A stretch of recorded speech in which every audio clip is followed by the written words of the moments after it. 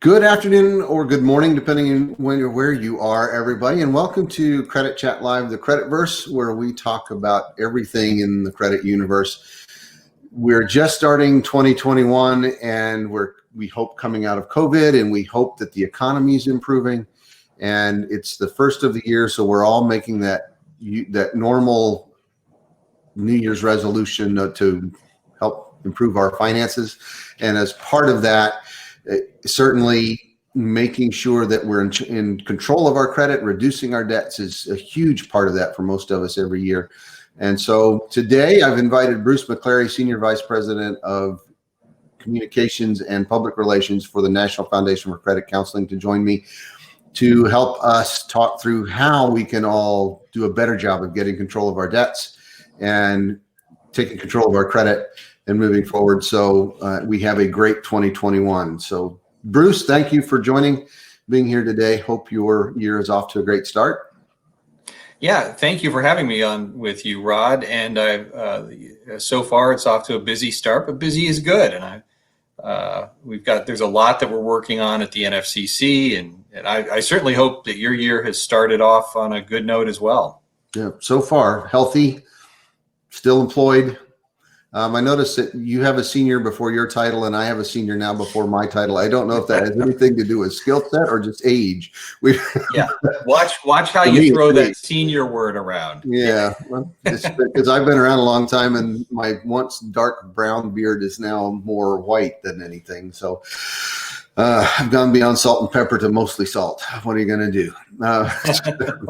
Learn a few things along the way, I hope. So, we all, especially coming out of the holidays, are looking at our finances. Those billing statements are about to get here if they aren't already. And a lot of people receive those credit card billing statements with a bit of chagrin and realize that, the holiday cheer is now the New Year fear of trying to get those debts paid off. So what do we need to do, and where do we start? How do people start thinking about regaining their debts? What do we prioritize? What are the most important things to look at? There are a lot of emotions that are wrapped around the issue of paying off the balances that you owe and setting goals, and sometimes it adds a lot of stress, and it's confusing, and people tend to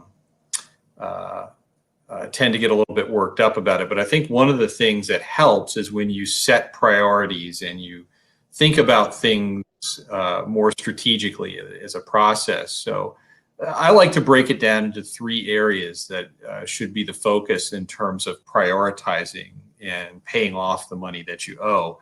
The first thing is cost. If you're going to prioritize and you're going to make the most out of this goal to get control of your financial obligations and to pay down the balances, I think cost is a big factor. Because if you're getting hit with very high interest rates and high fees, that gets in the way of progress. So it's important to prioritize the accounts that are charging you the most interest and that are charging you the most fees, so that you can get ahead of things. And that's one of the prioritizations that I would mention. The other is, collateral. Is it a collateralized debt? Is it unsecured, non-collateralized? And that just means collateralized debt is something where you borrowed money to take ownership of an item of value, like a vehicle or a house. And in the case of a house, as you pay down the debt, build equity. So that's considered good debt. And it's more of an investment than it is a debt in some aspects. So collateralized debt also factors in. Your unsecured debt should be a priority for paying down because you're not really building any equity in that. It's not as much of an investment. And then status. Is the account paid on time, or do you have any accounts that are past due, that are headed for debt collection? Because then the stakes are higher. There are additional fees and penalties. There could even be the threat of escalation or further action, such as wage garnishment and things like that. So you want to prioritize based on those things. So those are just three areas that you should consider when prioritizing. But again, just in the simplest terms, if you're paying everything on time and you're focusing on your unsecured debt, look at the interest and fees and prioritize that way, and focus your extra money on paying those down first. Yeah, and I think we always talk about the math and then life, and I always math is always right. Technically, the math says pay off your highest interest rates first, because that's going to save you the most money over the long term. But at the same time, I talk to people, and if you have high balances on a high interest rate card, but you have a card, say we're thinking about credit cards, which is usually the thing people start with, credit, unsecured debt, you bought stuff, as you said, it's generally not collateralized. There's nothing of value that is an investment. It's stuff that you bought. And so it's just debt hanging over your head. Math says pay off highest interest rate first. I often talk to people, and they say, should I pay off the highest interest rate or should I pay off my lowest balance first? And my perspective has always been, do what works for you. Life and math, don't always agree, and emotions and math don't always agree.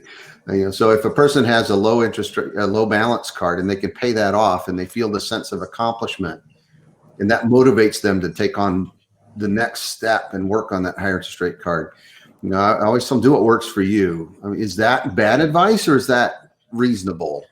No, it's reasonable advice, because if you think about it in terms of reaching the goal, if you're not motivated, you're not likely to get to your goal, or at least get to it in the amount of time that you expected.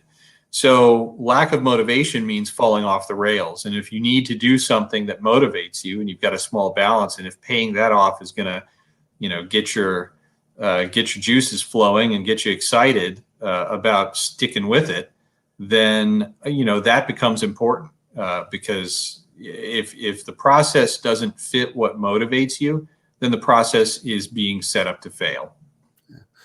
I'm glad you supported me there, because it occurred to me when I asked the question, you should always know what the answer is first, and I wasn't sure. That would have been kind of, you could be good. Yeah, but from a basic, but from a numbers standpoint, if you back the emotions out of it, yes, I always say, try to do what saves you the most money over time, tackling those high interest rates and those high fees. But if the length and the effort involved in that process start to chip away at your motivation and your ability to stick with it, then it's probably a good idea to think of what would get you motivated. And paying off a balance and seeing some early successes is certainly a good way to do that. Yeah, and I think, and that's kind of my thought process. And then they say never to ask a question you don't know what the answer is going to be, and I just missed that and got lucky. So keep that in mind next time. And you touched on something else that I think is important. How do you set time frames around repaying debts? How do you know what's reasonable? Because I think, I talk to people and they'll either be too aggressive, and that leads to disappointment and frustration, and kind of the same thing that I think, as you said, the whole idea is you have to stay motivated and stick with it to the end. And if you lose that motivation, or you feel like you're failing and give up, you're not going to get where you need to be. So how do you set a reasonable time frame? I mean, I think people may struggle with that. Yeah. What's the quote that they have that's out there about time? Time is the fire in which we burn. It's that sounds a little bit depressing, but time, I think, is I think it's better to work backwards instead of forwards, and think about how much time.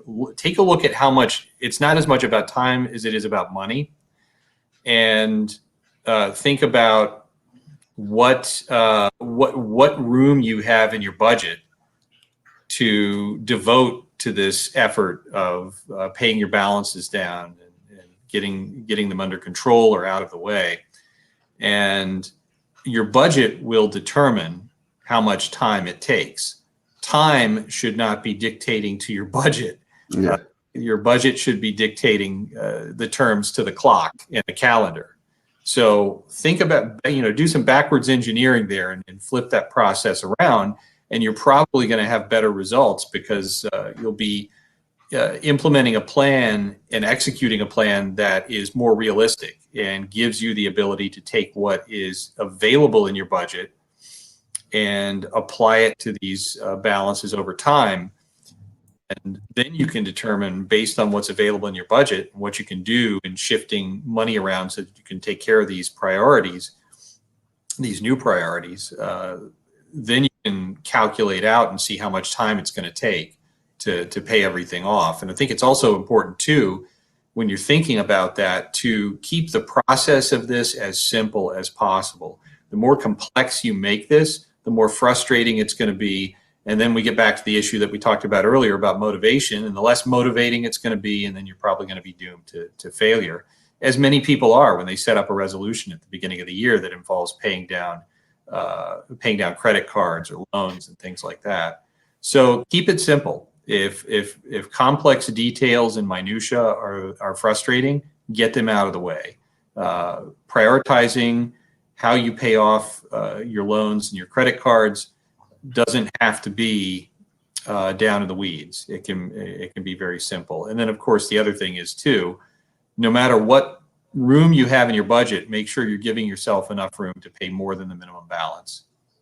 And I think that's key. I mean, and that keeping it simple is important to me because that's all I can do. If it's complex, I'm doomed.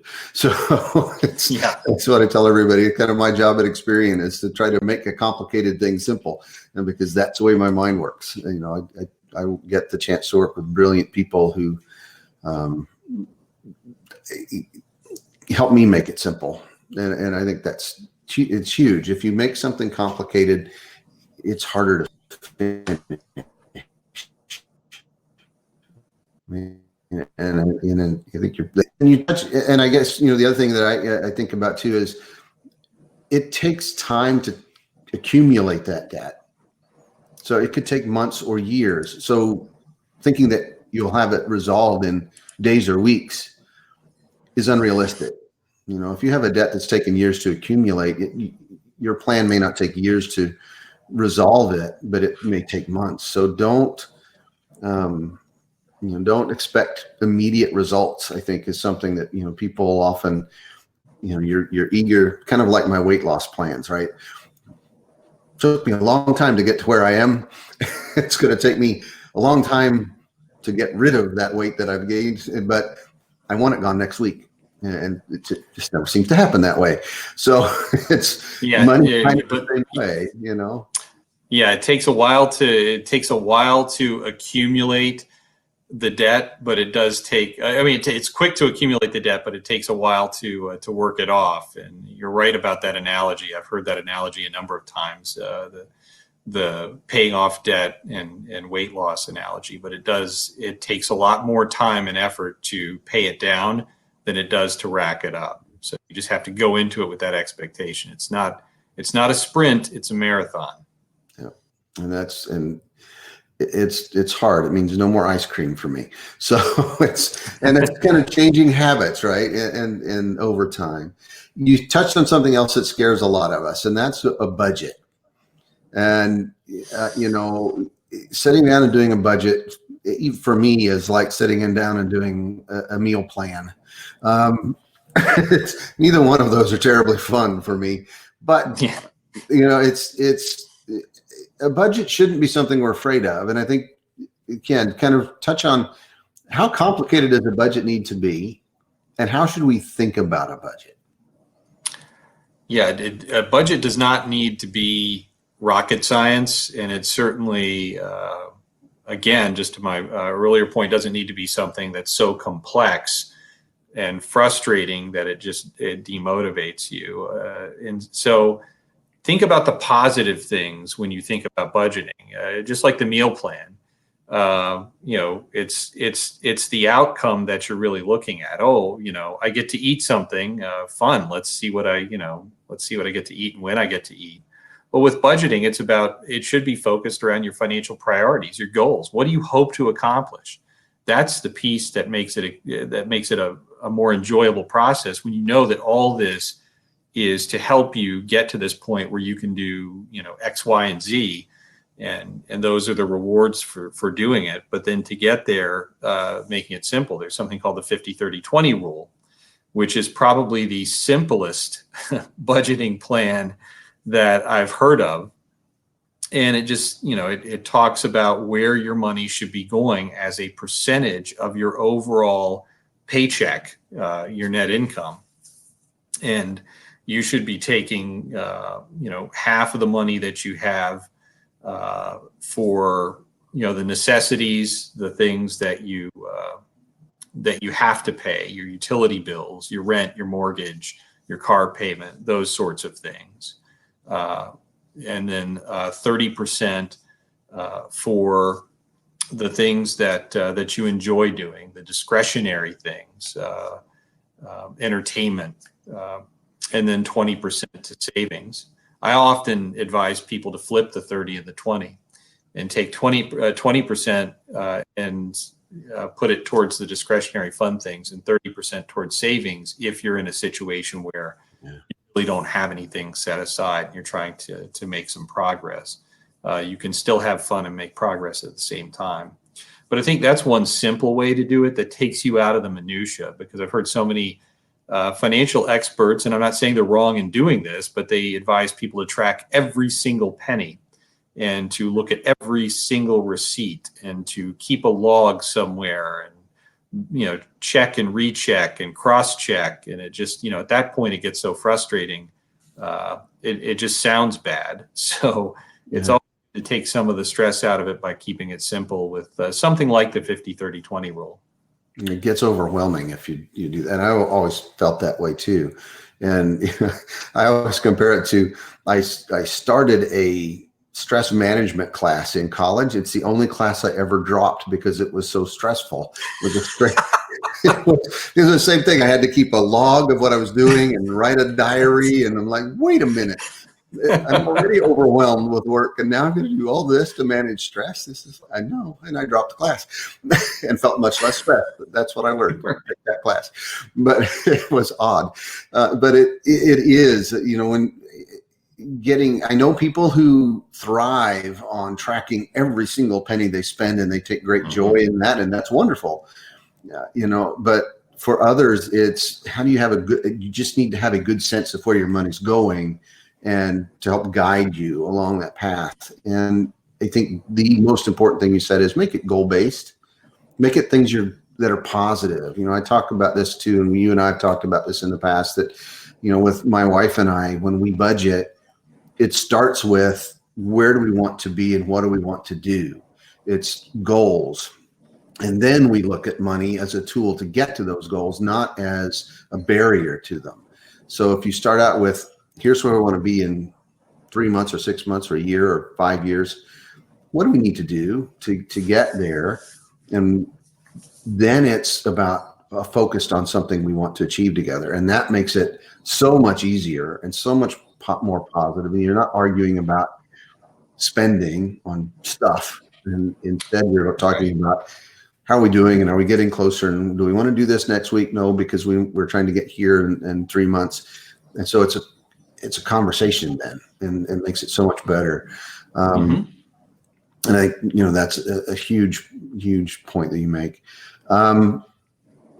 As we look at budgets too, you mentioned savings, and I always, when I talk to people, I tell them having good credit is dependent on having good savings. Because if you're not saving and preparing for that economic problem that always seems to happen, your credit's going to suffer for it. And there have been studies that have shown that people who have good credit habits have good savings habits, who manage debt well also save. And, I've heard people say, we're both asked, I'm sure, should I pay off my debts first or should I save? And I say, yes, you should do both. Have your cake and eat it too. Yeah. Yeah. And it's, so I think your advice about flipping that 50-30-20 and making sure you're saving and having that emergency fund and some savings set aside is incredibly important. It also reduces stress. Back to my stress class. We didn't talk about that. If you have savings, that if something happens, you're going to be okay. And once you have that savings built up, if you're reducing your debts a little at a time, that stress goes down too. So hugely important. When we think about budgeting, where do people get help? I'm going to tee you up here. Okay. Well, thank you. So how do you, because I think it's important. It can be an intimidating process. Yeah. Paying down debt can be intimidating. Understanding finances can be. So getting professional help, I always encourage that. I get help. I talk to professionals. I'm lucky because I can call you and say, Bruce, what do I need to do here? But, knowing where to go and investing things, money's hard. So how do you get help and who can you turn to? Yeah, it's important. Well, first of all, it's important to understand that there are times when you should reach out and get help, and you shouldn't wait any longer. So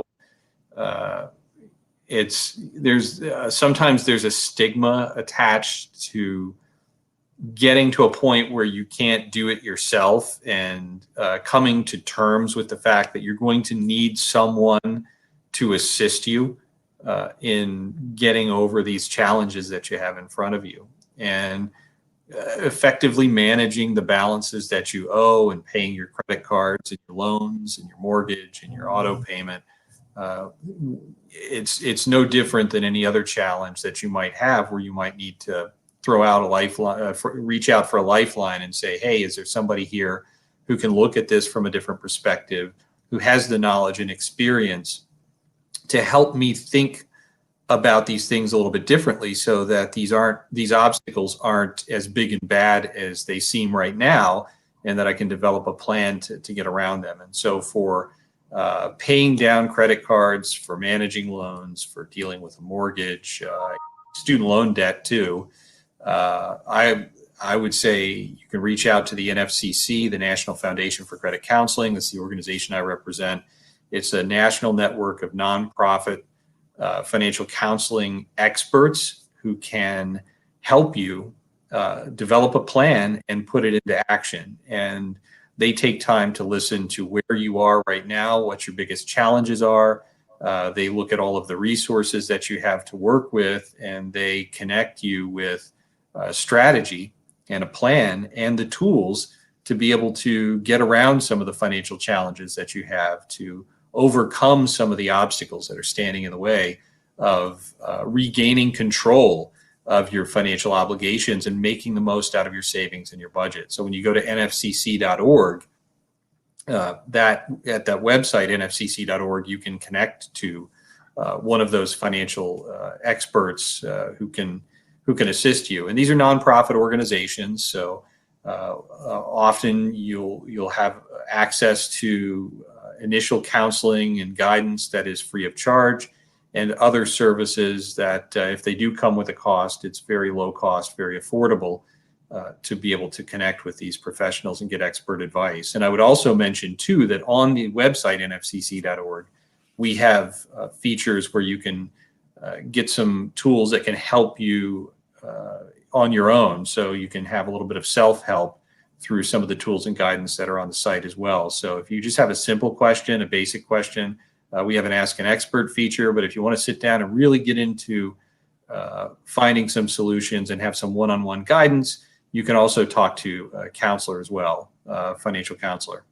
So crucial. And, we talk, and another thing that we often, when we talk, is about making sure that you address that there's this kind of shaming thing that can happen. I think most of the time it's personal, it's yourself, and we want people to set that aside. You shouldn't be. People have trouble. We have credit problems, and I always share my stories quite often. And I made the same mistake years ago that a lot of people make. I had the credit card that I got in trouble with, so I used another credit card to pay it off, and then took on debt and had two cards with that, and had to get help paying it off.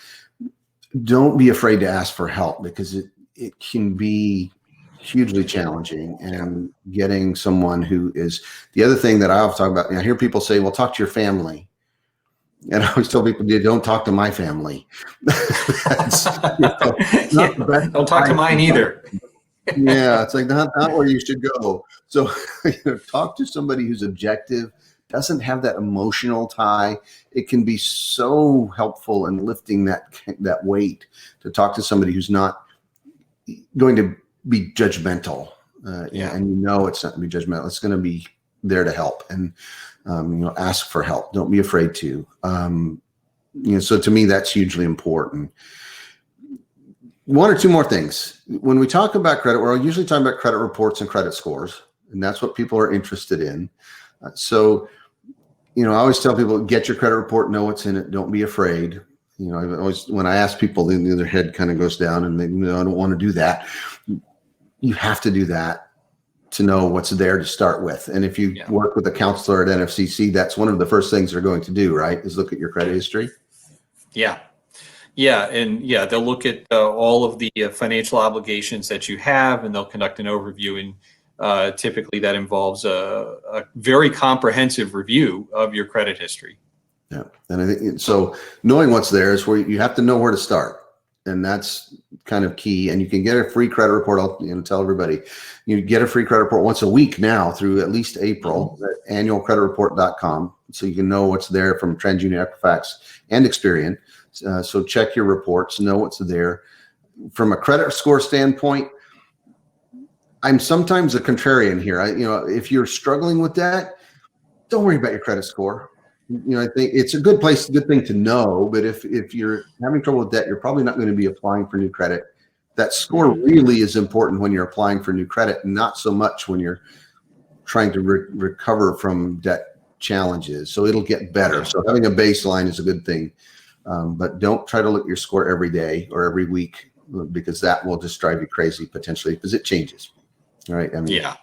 Even if things are going well for you, doing that, like the checking constantly, it will drive you nuts. Yeah. It's kind of like looking at investments when you're saving for retirement. Don't do that, because then you want to change everything, and then it never goes well. Just leave it alone. Make good, sensible decisions. Know what's there, but you can get your credit report. You can get credit scores. One thing I would say, and I'll use my bully pulpit here, is use the tools that are available though to you that haven't been previously. Check out things like Experian Boost that lets you use your cell phone payments, positive cell phone payments, utility payments, even things like if you have streaming services like Netflix or Hulu or HBO Max, you can have those positive payments added to your credit that can help get you started in the right direction. It can help improve credit scores if you're working on doing that. So check that out at Experian.com/boost. But you first and foremost focus on getting control of your debts. I think that's where we have to start, right? Yeah. It's getting control of your debt. If you're having difficulty, is priority number one, and doing it sooner rather than later is the important thing, because the problems are not going to just magically go away. They're not going to resolve themselves. If the beginning of the year is any motivation for you, then take advantage of it and get started with the first steps. I think you want to control your finances and your money. You don't want your money and finances to control you. I think exactly. So that's a good goal to set for FY21. So, and a place to start. So Bruce, again, thank you for joining me. And please, everybody, if look at and check out nfcc.org if you are working on improving your financial health overall. Really important, and you can get great help there. And get your credit report. Visit Experian.com for more education resources, and check out Experian Boost at Experian.com/boost. It's a free service, completely your choice and permission based. So if you change your mind, you can stop. We're seeing great results there, and want people to be empowered to use their information and their credit reports to become more financially successful. So Bruce, welcome to 2021. We hope it's not like 2020. And we're off to a little better start. Thank you, everybody, for listening, and we'll see you all soon. Please stay well, stay safe, and take care, everyone. Thanks, Rod. Take care, everybody. Sure.